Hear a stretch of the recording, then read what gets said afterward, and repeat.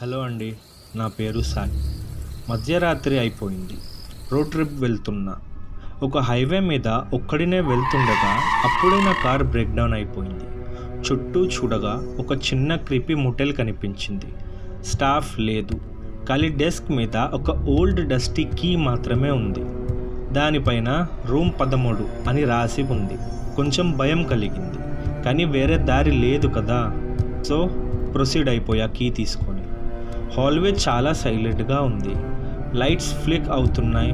Floor మీద నడిచిన ప్రతి స్టెప్కి క్రాక్ అని సప్పుడు వస్తుంది. రూమ్ 13 హాల్వే చివరికి ఉంది. డోర్ హాఫ్ ఓపెన్ చేసి ఉంది, నా కోసం ఎదురు చూస్తున్నట్టుగా. లోపలికి వెళ్ళాక రూమ్ చాలా నిశ్శబ్దంగా ఉంది. ఓల్డ్ వాల్పేపర్ పీల్ అవుతుంది. బ్యాడ్ స్మెల్ వస్తుంది. బ్రోకెన్ ఫ్యాన్ తిరగల్లా వద్దా అని స్లోగా తిరుగుతుంది.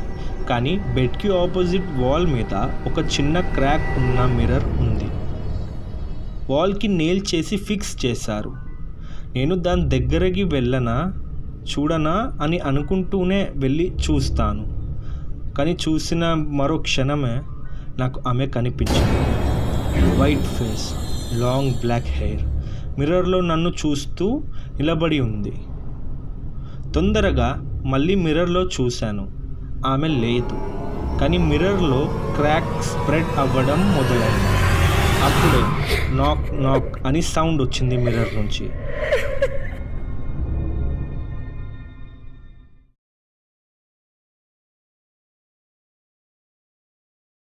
సంవత్సరాలు అయిపోయింది.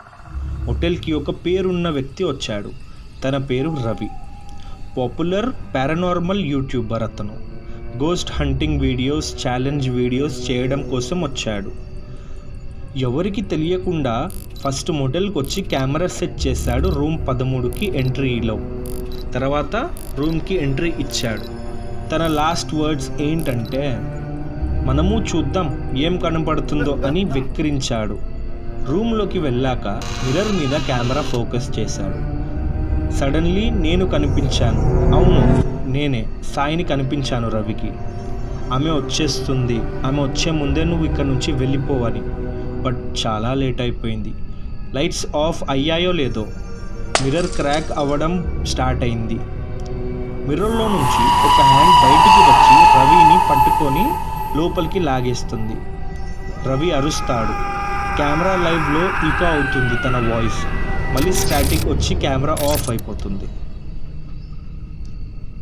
నెక్స్ట్ మార్నింగ్ పోలీస్ వచ్చారు, కానీ ఇక్కడ ఎవ్వరూ లేరు.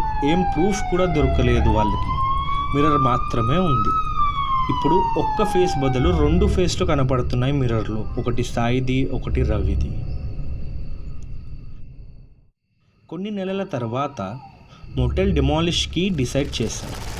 ఇన్స్ట్రక్షన్స్ క్లియర్గా ఉన్నాయి. రూమ్ 13 మిర్రర్ దగ్గర ఎవరు వెళ్ళొద్దు అని. కానీ ఒక ఆరోగెంట్ వర్కర్ వినయ్ తనకి ప్రూఫ్ కావాలి, గోస్ట్ ఉన్నాయని చెప్పేసి మిర్రర్ దగ్గరికి వెళ్తాడు.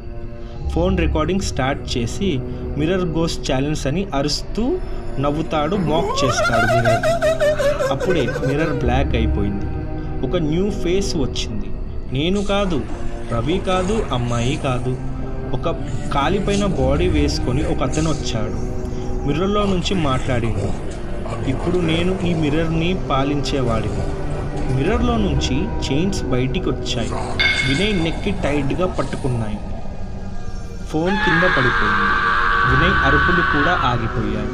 నెక్స్ట్ మార్నింగ్ మిర్రర్ మీద ఒక మెసేజ్ ఉంది. ప్రతిసారి ఒకరు వస్తారు కానీ బయటికి వెళ్ళలేరు. ఇంకా మూవింగ్ ఫార్వర్డ్ రూమ్ 13ని సీల్ చేశారు. మిర్రర్ మాత్రమే అక్కడ ఉంది. కొత్త వాళ్ళ కోసం ఎదురు చూస్తూ ఉంది. మీరు ఈ మిర్రర్లోకి చూడకండి. ఆ మిర్రర్లో 4th ఫేస్ మీది అవ్వాలని అనుకోకండి.